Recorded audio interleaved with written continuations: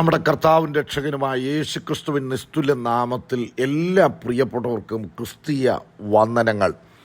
ദൈവത്തിൻ്റെ വചനം നമ്മുടെ ചോദ്യങ്ങൾക്ക് ഉത്തരമാണ്. പ്രതിസന്ധികളിൽ നമ്മെ മുൻപോട്ട് നയിക്കുന്ന നൗകയാണ് ദൈവത്തിൻ്റെ വചനം എന്ന് പറയുന്നത്. ഫിലിപ്പിയ ലേഖനം 4-ാം അധ്യായം അതിൻ്റെ 12-ാമത്തെ വാക്യം: താഴ്ചയിലിരിപ്പാനും സമൃദ്ധിയിലിരിപ്പാനും എനിക്കറിയാം, തൃപ്തനായിരിക്കാനും വിശന്നിരിപ്പാനും സമൃദ്ധിയിൽ ഇരിപ്പാനും ബുദ്ധിമുട്ട് അനുഭവിപ്പാനും എല്ലാം ഞാൻ ശീലിച്ചിരിക്കുന്നു. എന്നെ ശക്തനാക്കുന്നവൻ മുഖാന്തരം ഞാൻ സകലത്തിനും മതിയാകുന്നു.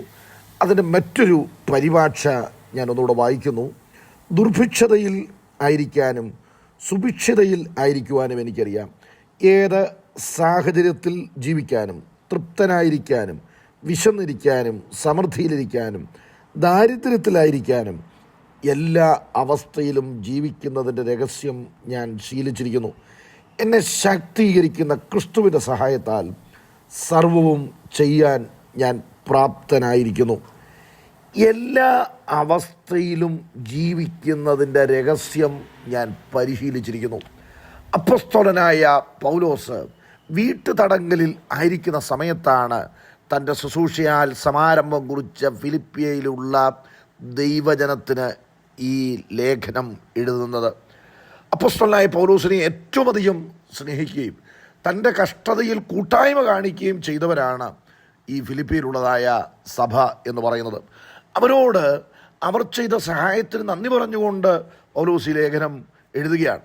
ഏത് സാഹചര്യത്തിലും സംതൃപ്തനായിരിക്കുവാൻ പൗലോസിന് സാധിച്ചു. എല്ലാം ഞാൻ ശീലിച്ചിരിക്കുന്നു. ജീവിതത്തിൻ്റെ ഭാഗമായി വന്നു ചേരുന്ന ഏതൊരു സാഹചര്യത്തിലും ഒരു കാര്യത്തെക്കുറിച്ചും ഒന്നിനെക്കുറിച്ചും തനിക്ക് പിറുപിറുപ്പുണ്ടായിരുന്നില്ല. ദൈവം വെറുക്കുന്ന കാര്യമാണ് അസംതൃപ്തി, പിറുപിറുപ്പ്. മനുഷ്യന് തൃപ്തി വരാത്ത ഒന്നാണ് ധനമെന്ന് പറയുന്നത്. എത്ര കിട്ടിയാലും തികയാത്ത വ്യക്തികളുണ്ട്. എന്നാൽ പൗലോസ് ഭൗതികമായി ബുദ്ധിമുട്ടുക മാത്രമല്ല, ശാരീരികമായിട്ടുള്ള ബലഹീനതകൾ തനിക്കുണ്ടായിരുന്നു. ജഡത്തിൽ ശൂലമുണ്ടായിരുന്നു. തന്നെ കുത്തുവാൻ സാത്താൻ്റെ ദൂതനെ ദൈവം അനുവദിച്ചിരുന്നു. അപ്പോസ്തലനായ പൗലോസ് തന്നെ 2 കൊരിന്ത്യർ ലേഖനം 12-ാം അധ്യായം 7-ാം വാക്യത്തിൽ തൻ്റെ ജഡത്തിലെ ശൂലത്തെക്കുറിച്ച് പറയുന്നുണ്ട്.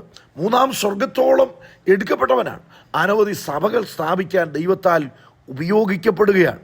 അപ്പോൾ അങ്ങനെയുള്ളതായ പൗലോസിൻ്റെ ശരീരത്തിന് പരിമിതികളുണ്ടായിരുന്നു. എല്ലാവരെയും പോലും ആരോഗ്യമുള്ളൊരു ശരീരം ആയിരുന്നില്ല.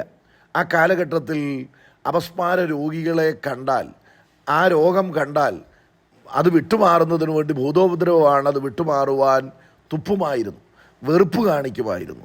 അപ്പോൾ പൗലോസിന് അപസ്മാരമായിരുന്നു എന്ന് പറയുന്നവരുണ്ട്. മാത്രമല്ല കണ്ണിന് കാഴ്ചക്കുറവായിരുന്നു എന്നും അനുമാനിക്കപ്പെടുന്നുണ്ട്. കാരണം ഗലാത്യ ലേഖനം 6-ാം അധ്യായം 11-ാം വാക്യത്തിൽ നോക്കുക, എത്ര വലിയ അക്ഷരമായി ഞാൻ എൻ്റെ കൈകൊണ്ട് തന്നെ എഴുതിയിരിക്കുന്നു എന്ന് പൗലോസ് പറയുന്നുണ്ട്. അപ്പോൾ എന്തായാലും പൗലോസിൻ്റെ ശരീരത്തിൽ അത്ര സുഖമുണ്ടായിരുന്നില്ല. ശാരീരികമായി പരിമിതികളുണ്ടായിരുന്നു. ശാരീരികമായ പരിമിതികൾ, സാമ്പത്തികമായിട്ടുള്ള ബുദ്ധിമുട്ടുകൾ, അപ്പോൾ വ്യത്യസ്തങ്ങളായിട്ടുള്ള സാഹചര്യങ്ങളാണ്. അപ്പോൾ ഈ സാഹചര്യങ്ങൾ എങ്ങനെയാണ് പൗലോസ് നേരിട്ടത് എന്ന് അവിടെ പറയുകയാണ്. മാത്രമല്ല വ്യത്യസ്ത ആവശ്യങ്ങൾ തനിക്ക് ഉണ്ടാകുകയാണ്. ആവശ്യങ്ങളുടെ നടുവിൽ നിരാശരാകാൻ സാധ്യതയുണ്ട്. എന്നാൽ ആവശ്യങ്ങളുടെ നടുവിൽ പൗലോസ് പറയുന്നത് ഒന്നിനെക്കുറിച്ചും വിചാരപ്പെടരുത് എന്നുള്ളതാണ്. ഈ വിചാരപ്പെടുക എന്ന് പറയുന്നത് മനുഷ്യരെ ബാധിക്കുന്ന ഏറ്റവും വലിയൊരു കാര്യമാണ്. യേശു കർത്താവ് മത്തായിയുടെ സുവിശേഷം 6-ാം അധ്യായം 25 മുതൽ 34 വരെയുള്ള വാക്യങ്ങളിൽ ജീവശാസ്ത്രപരമായി പക്ഷിശാസ്ത്രമൊക്കെ പറഞ്ഞുകൊണ്ട് പറയുന്നുണ്ട്, നിങ്ങൾ ഉടുപ്പിന് വേണ്ടി വിചാരപ്പെടരുത്, അതിനേക്കാൾ വലുതാണ് ദൈവം നിങ്ങൾക്ക് തന്നിരിക്കുന്ന ജീവൻ. നിങ്ങൾ പറവകളെ നോക്ക്, കാക്കക്കുഞ്ഞുങ്ങൾ ഇര കിട്ടാതെ വിശന്ന് നിലവിളിക്കുമ്പോൾ അവയ്ക്ക് തീനെത്തിച്ചു കൊടുക്കുന്നത് സ്വർഗസ്ഥനായ നിങ്ങളുടെ പിതാവാണ്. നിങ്ങളുടെ ആയുസ് കൂട്ടാനോ കുറയ്ക്കാനോ നിങ്ങൾക്ക് കഴിയില്ല. എന്നാൽ നിങ്ങളുടെ തലയിലെ തലമുടി എല്ലാം സ്വർഗസ്ഥനായ ദൈവം എണ്ണിയിരിക്കുകയാണ്. ഒരു ദിവസം കൊണ്ട് മുളച്ചു വരുന്ന ആ പൂവിനെ, ലില്ലിയെ ദൈവം മനോഹരമായി ചമയിക്കുകയാണ്. ശലോമോൻ പോലും തൻ്റെ സകല പ്രൗഢിയിലും മഹത്വത്തിലും അവയിൽ ഒന്നിനെ പോലും ചമഞ്ഞിരുന്നില്ല.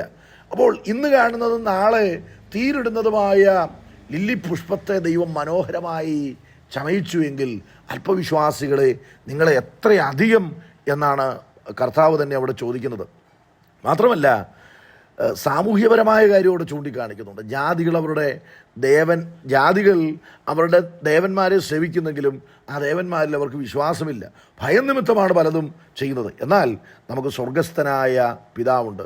അക്ഷരീയമായി നമുക്കുള്ള പിതാവ് നമ്മൾ മീൻ ചോദിച്ചാൽ തേളിനെ തരില്ല, കല്ല് തരത്തില്ല, മുട്ട ചോദിച്ചാൽ പാമ്പിനെ തരില്ല. അപ്പോൾ ഇങ്ങനെയുള്ള കാര്യങ്ങൾ അക്ഷരീയമായി നമ്മുടെ പിതാവ് നിവർത്തിക്കുന്നുവെങ്കിൽ സ്വർഗസ്ഥനായ പിതാവ് എത്രയധികമാണ്. അപ്പോൾ ദൈവത്തിൻ്റെ കരുതലുകൾ അനുഭവിപ്പാൻ കഴിയണമെങ്കിൽ മുൻപേ അവൻ്റെ രാജ്യവും നീതിയും അന്വേഷിക്കണം. ദൈവരാജ്യം അന്വേഷിക്കണം, ദൈവത്തിൻ്റെ നീതി അന്വേഷിക്കണം.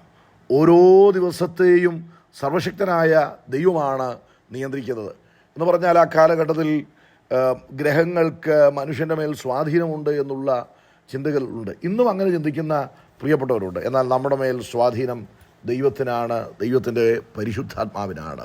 എങ്ങനെയാണ് ഈ സാഹചര്യങ്ങളെ പൗലോസ് അതിജീവിച്ചത്? എങ്ങനെയാണ് തൻ്റെ ആവശ്യങ്ങൾ നിറവേറുവാൻ താൻ പ്രാപ്തനായത്? പൗലോസ് ഇവിടെ പറയുകയാണ്, അതാത് സമയങ്ങളിൽ എന്നെ പ്രാപ്തനാക്കുന്ന, എന്നെ ശക്തീകരിക്കുന്ന ക്രിസ്തു മുഖാന്തരം ഞാൻ സകലത്തിനും മതിയായവനാണ്. പ്രിയപ്പെട്ടവരെ, കർത്താവ് നമ്മുടെ ജീവിതത്തിലുണ്ട് എങ്കിൽ എല്ലാം ഉണ്ട് എന്നുള്ളതാണ്.